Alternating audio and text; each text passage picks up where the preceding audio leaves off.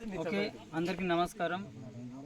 మాది దార్ల పంచాయతీ, ముచ్చింగపుట్టు మండలం, అల్లూరి డిస్ట్రిక్ట్, డి కుమార్పుట్ గ్రామంలో మనకు ఈ వారం వ్యవధిలోటువంటి జరిగినటువంటి పరిస్థితుల్లో మత శిశు మరణాలు అనేది మా పంచాయతీలో ఎక్కువగా జరిగింది.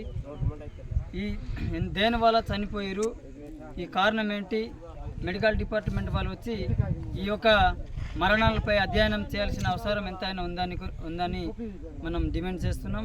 అలాగే ఈ దేని కారణం మరణిస్తున్నారో ఈ అపోహలు చాలా మన గిరిజన ప్రాంతంలో ఉన్నటువంటి అపోహలు చాలా ఉన్నాయి. కాబట్టి ఈ యొక్క డౌట్ని మెడికల్ డిపార్ట్మెంట్ వాళ్ళు వచ్చి, అలాగే ఐటీడీఏ వారు, అలాగే మన డిఎంహెచ్ఓ గారు స్పందించి ఈ యొక్క గ్రామాలని పర్యటించి ఈ యొక్క సమస్యల్ని పరిష్కరిస్తానని మనం చేస్తున్నాం.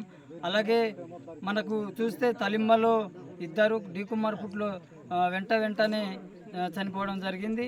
అలాగే శిక్షింత అనే గ్రామంలో కూడా చనిపోవడం అనేది జరిగిందనమాట. కాబట్టి ఇలాంటి మరణాలు దేనికి జరుగుతున్నాయి, ఈ వారం వ్యవధిలో 5 మత శిశువులు మరణించడం అనేది చాలా బాధాకరమైన విషయం. కాబట్టి వెంటనే ప్రభుత్వం వారు స్పందించి ఈ యొక్క గ్రామాలని పర్యటించి ఈ యొక్క సమస్యల్ని పరిష్కరించే విధంగా మెడికల్ డిపార్ట్మెంట్ వాళ్ళు వచ్చి అధ్యయనం చేసి దేని వల్ల చనిపోయారో వాళ్ళకి వివరణ ఇవ్వాల్సిన అవసరం ఎంతైనా ఉందని మరి తెలియజేస్తున్నాం.